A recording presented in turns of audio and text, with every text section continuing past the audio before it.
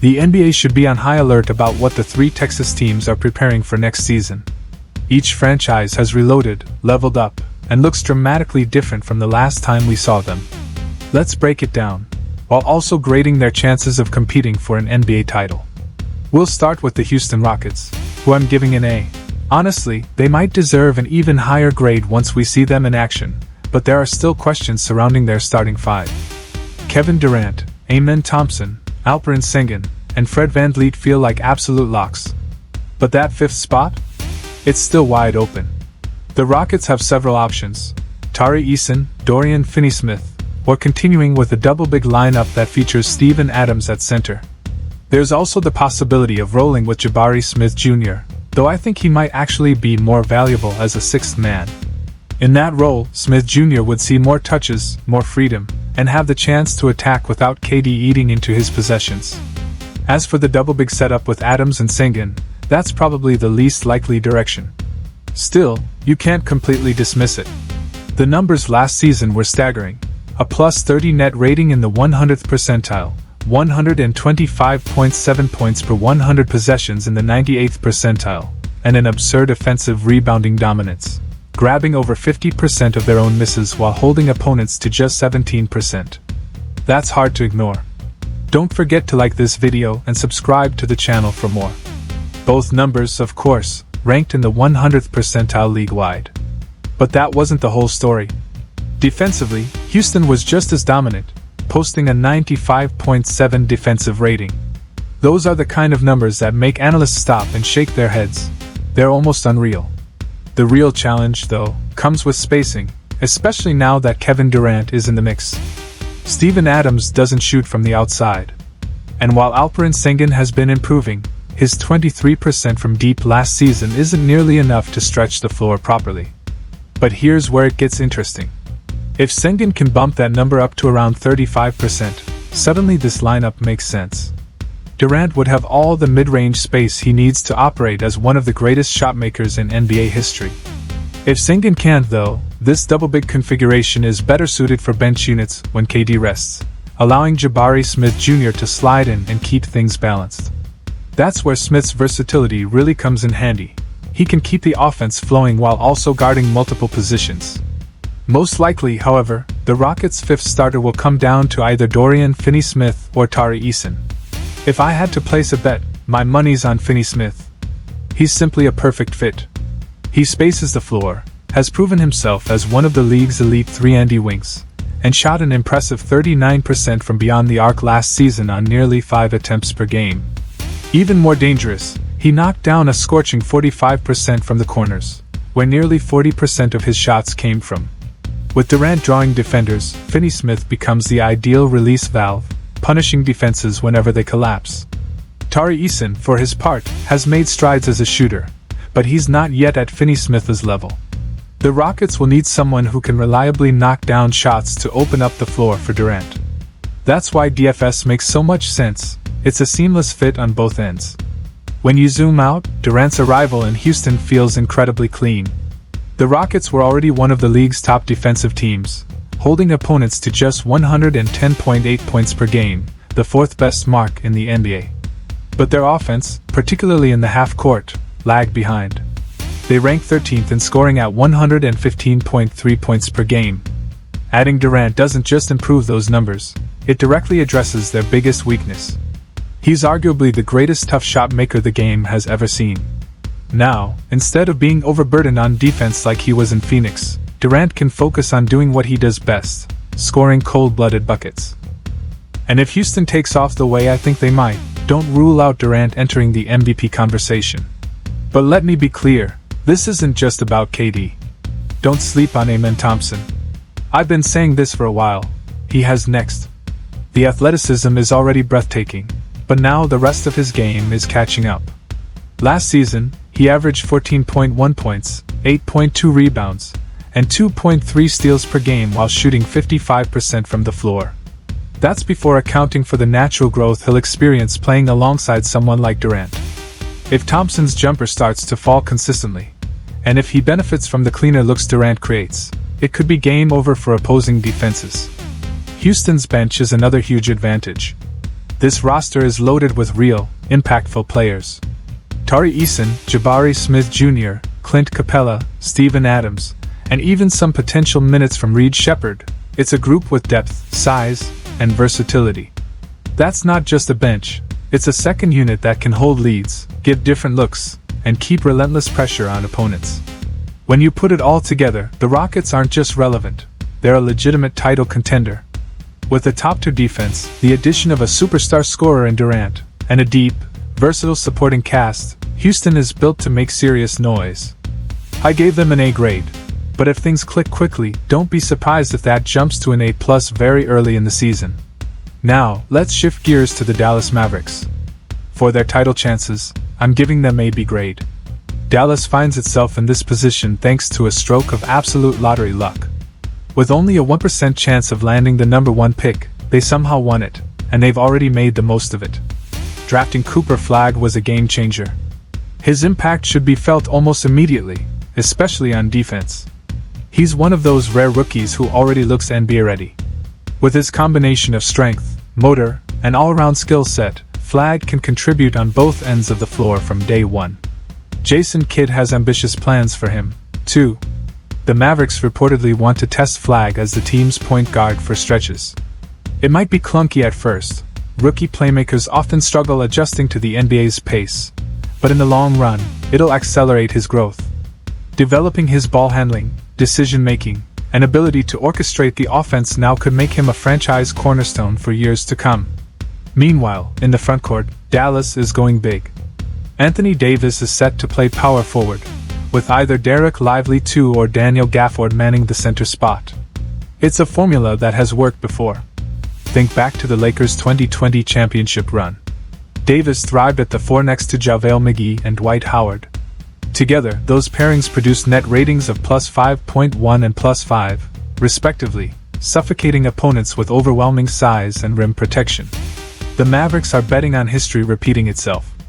By deploying Davis at the 4, they're banking on being one of the league's most physically imposing teams, dominating the paint on both ends of the floor. Combined with their infusion of young talent in Flagg, this strategy could make Dallas a nightmare matchup.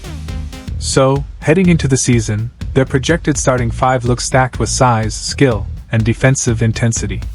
The projected Dallas Mavericks starting 5 looks like this: D'Angelo Russell, Klay Thompson, Cooper Flagg, Anthony Davis, and Derek Lively II. With no timetable for Kyrie Irving's return following his torn ACL, Dallas had to address the backcourt, and they did so by bringing in Russell on the taxpayer mid-level exception. It was a bold move, but also a risky one.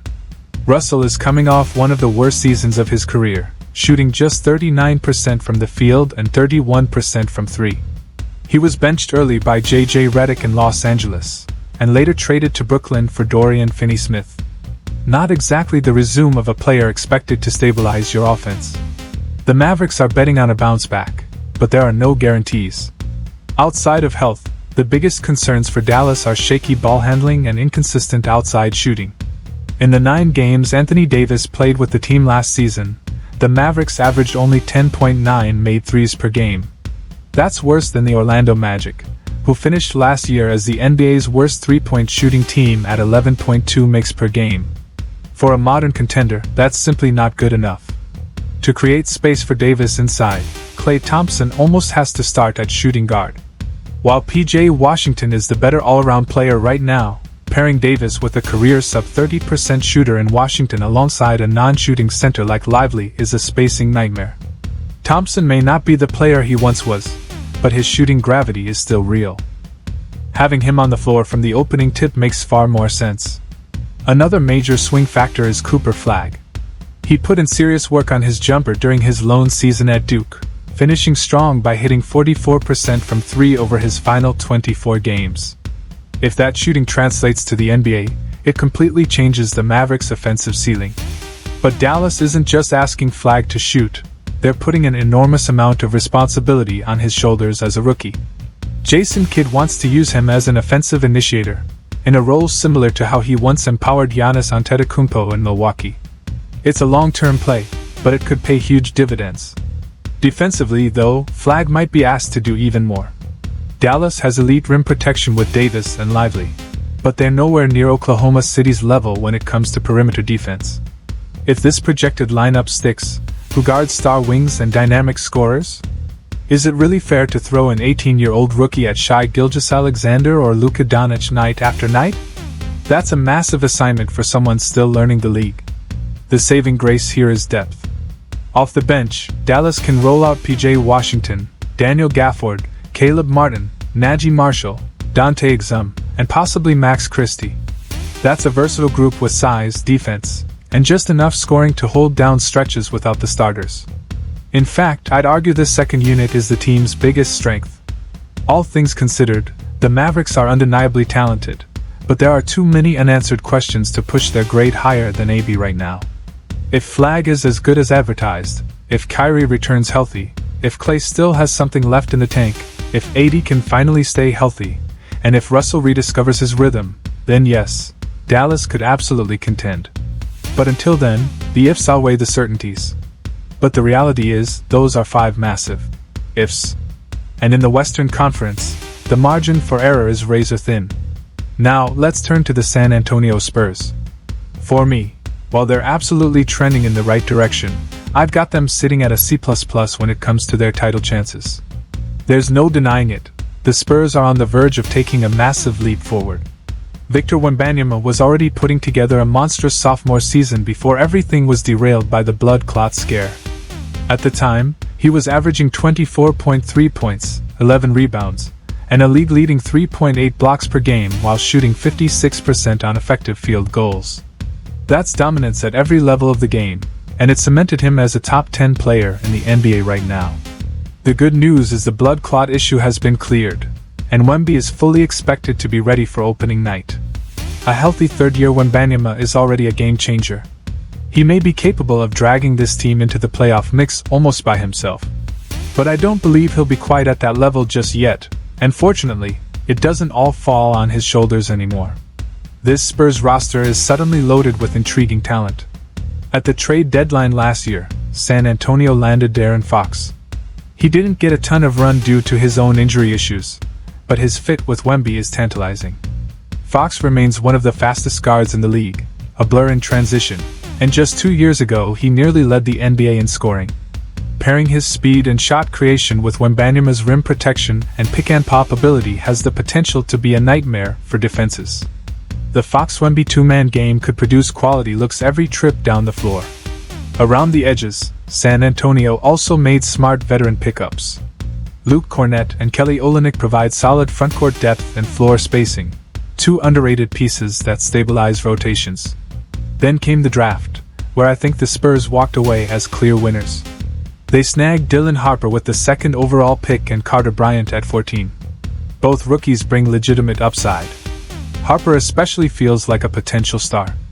His game blends elements of Jalen Brunson and James Harden, crafty, strong, and capable of scoring in bunches. If he adjusts quickly to the NBA, don't be shocked if he pushes for a starting spot sooner than expected. Right now, the projected starting 5 likely looks like Fox, rookie Stephon Castle, Harrison Barnes, Jeremy Sochan, and Wembanyama. But if Harper really pops early, I could see him replacing Barnes, with Castle sliding up to the 3. The question, of course, will be defense. If a backcourt of Fox and Harper can't contain opposing guards, Greg Popovich will have tough decisions to make. Either Harper comes off the bench as a 6th man, or Fox adjusts his role. That dynamic could easily turn into one of the league's biggest storylines by mid-season. Regardless, the upside here is undeniable. The Spurs are still young, still developing, and 2 of their most important additions haven't even logged NBA minutes yet. But the excitement is real. Wembanyama looks like a generational anchor, Fox brings elite guard play, and the rookies add star potential. Even with all that momentum though, I don't think they're ready to contend right away, not with juggernauts like Oklahoma City, Denver, and Houston standing in their path out west. Give this group 2 or 3 years, and they could be a legitimate championship contender. For now, I've got San Antonio graded at a C++. They're one of the 6 most underrated teams heading into next season, and their future might be brighter than anyone's. And if you want to know who the other 5 underrated teams are, you can check out that full breakdown right now.